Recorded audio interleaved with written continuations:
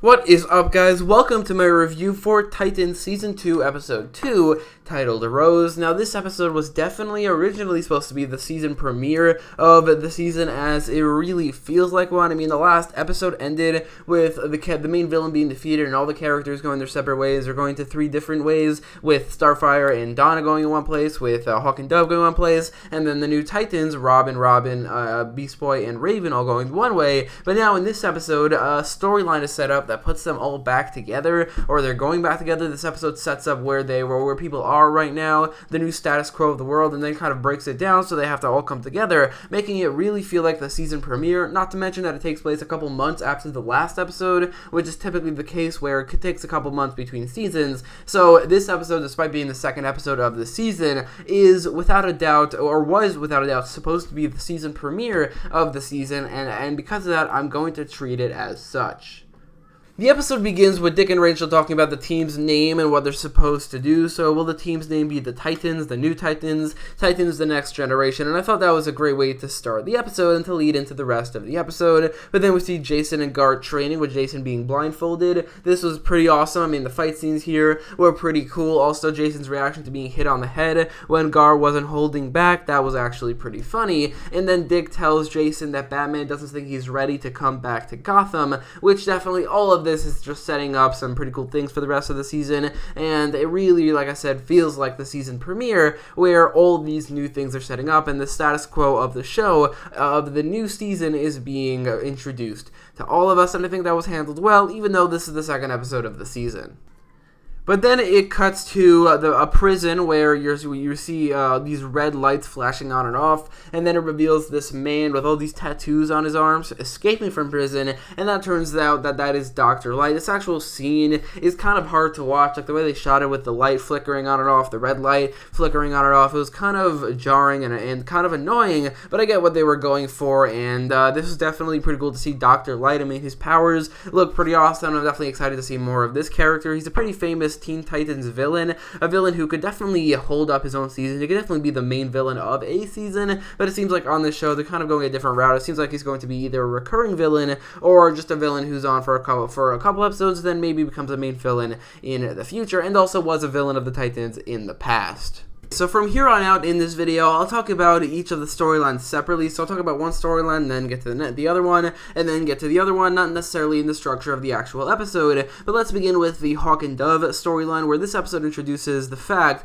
that Hank and Dawn are now in Wyoming, helping kids get off drugs by teaching them how to ride horses. And this one kid, they are helping, even though that their friends are trying to get him back into it. And Hank and Dawn, they talk about the Titans, talk about whether or not they should visit the Titans Tower. But like I said, for a lot of this episode, if I didn't know this was supposed to be the season premiere, it would feel so weird, as in the last episode, they just went here, and, it would be normal in a season premiere for them to be somewhere for a couple months, and then for that to be torn down, but they literally just got here in the last episode, or they didn't, this was just introduced now, and the last episode is when they left. So if I didn't know this was supposed to be the season premiere, that would be very, very, very weird for the structure of the season. But Hank and Dawn both kind of quit vigilantism, or that's what Hank thought, and it turns out that Dawn actually didn't. So she goes out as Dove in this pretty awesome fight scene. Not only fight scene, but pretty cool scene overall. I mean, I think Dove's pretty badass, but she takes down a meth lab, even telling the kid or whoever he is to call the cops on himself, which is a pretty cool scene. Overall, I thought that fight scene and that scene overall was really, really cool. Dove was really cool, but when she gets home, Hank finds out that Dawn is going out as Dove, as the vigilante, and they argue about it because they thought that they quit, and Hank thought that they should quit, but Dawn thinks that she can still go out while he can't. And that's when the kid they're trying to get off drugs comes in, and he's like glowing with light, and he explodes, which I gotta say that just this whole storyline is very cool. Dove going out as Dove is pretty badass, and the argument between them is very well acted, I thought. And this ending scene where their house is blown up by Dr. Light, and they call the Titans, and they go over to the Titans. Well, like I said, it's weird for the second episode of the season, especially with how the last episode ended. I thought if this was the season premiere, that's definitely a great way to start their storyline in the season.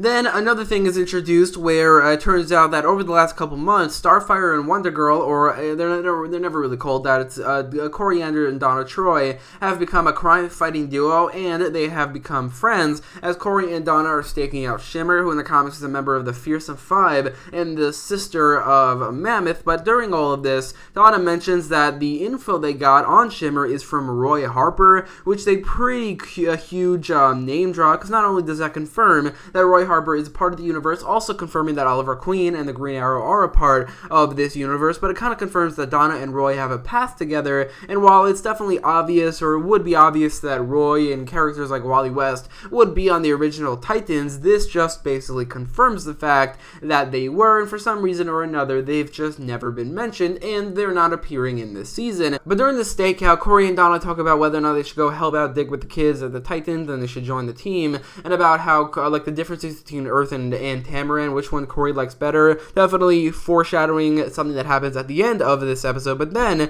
there is a fight between Shimmer and the two characters, Starfire, Wonder Girl, or Coriander, and Donna Troy. Definitely not a very lengthy or great fight, but it's definitely not bad either. I mean, it's pretty good. It's definitely pretty cool. But then at the end of the storyline, Donna gets a call from Roy confirming that not only is he just like in the universe, but also he's keeping in touch with Donna Troy, which is cool because like recently in the Rebirth comics, Roy, I think, had a crush on Donna Troy or something like that, so maybe they're romantically involved in this universe. That definitely is possible. I wouldn't put it past them at all. But then, like I said earlier, the foreshadowing of the Tamaranians, another Tamaranian debuts in this episode. I'm not really sure who it is, as the only real named Tamaranians are Cory and her sister Blackfire, but Cory gets kidnapped by a male Tamaranian, so I don't really know who this is, but that's definitely going to be fairly interesting in the rest of the season. But overall, that's the ending of this storyline. Definitely not my favorite storyline in the episode, but it does have some of the best moments, or some of the most exciting moments, as Roy Harper is confirmed to appear, and there is at least one or two good fight, or, you know, one good fight scene. But then we have what is arguably the main storyline of the episode. I mean, it definitely is. It follows the Titans, and it's the storyline that the episode is named after, following Rose Wilson, Dick Grayson, and the other Titans, Jason Todd, Beast Boy, and Raven. And this storyline is definitely pretty good. I mean, I didn't love it or anything. This episode overall, I don't think it was great, but I do think that if this was the season premiere, I think it worked as setting up the status quo and setting up a lot of great storylines with all of these characters and all of these storylines overall. But this storyline, like I said earlier, they were training, and then in Rachel's room, she kind of seems to be turning to darkness, like maybe the Trigon gem in her forehead may be taking her over or something. It seems like that's going to be her storyline in the episode or in the season, but we don't really get anything else from that in this episode at all. But that's when Gar walks in, and they talk about how much Dick is obsessed with training and how Dick is treating Gar extra nice. I don't think it was my favorite part of the episode. I thought it was a little bit boring. Not necessarily a scene that I thought was amazing or anything, but it didn't bother me at all. It was just there, I think. It was really just there. But then we see Rose Wilson, the new character, who in the comics is a superhero named Ravager and member of the Teen Titans, and the Titans escaping from some cops in a pretty cool scene. And the fight scenes where she's taking down those cops is, I think, pretty awesome. And then where she jumps into the building, definitely a pretty cool scene. And then when Dick picks her up, takes her to Titan's Tower, and that's where the storyline really kicks off. But honestly, from then on out, the storyline with Dick and Rose, not really the rest of the Titans, but with Dick and Rose specifically, is pretty repetitive. It's really just Dick trying to ask Rose to join the team over and over again, and she says no over and over again. Now, Dick does call Bruce, which is a pretty good scene. I thought it was well written, even though I still don't like Ian Glenn as Bruce Wayne. I think that's such a weird casting. But this actual scene was very well written, where they talk about what Bruce did when he adopted Dick when he was a kid, and this is similar, even though it's a little bit different. But aside from that, the rest of the storyline is very repetitive. Dick asks Rose if she wants to join their team. She says no. Dick asks Rose if she wants to join their team. She says no. And then the final time he does ask, she says no again, but she accepts his phone and phone number if she ever needs to call them. And then their car gets blown up, which not only is the storyline pretty repetitive, But the storyline also comes to a very abrupt ending at the end. Like, it just comes out of nowhere where their car gets blown up, and that's the end of the storyline. So, while I just don't love that storyline very much. I thought it was very repetitive. I do like Rose. I think that she could be a great addition to the team. She's pretty cool. She's pretty badass. Her powers being like Deathstroke and her connection to Deathstroke, that could be very interesting, being the daughter of Deathstroke. But this actual storyline, I thought wasn't great and was definitely not exactly the best storyline I've ever seen, and also fairly repetitive, but it was definitely, I think, the other side of the Titans that was at least a little bit more interesting, or at least a little bit less repetitive, a little bit better, where Jason, Gar, and Rachel talk about Rose, and then later kind of start to investigate her and figure out who she is. But after Jason, Gar, and Rachel talk about Rose and decide that they want to find out who she is, the episode ends with a scene with those three characters running facial recognition on Rose, and Gar says that it's Rose Wilson and her father is Slade Wilson, which I expected for none of them to know who that is, except for maybe Jason. But when the camera started focusing more on Jason as he stares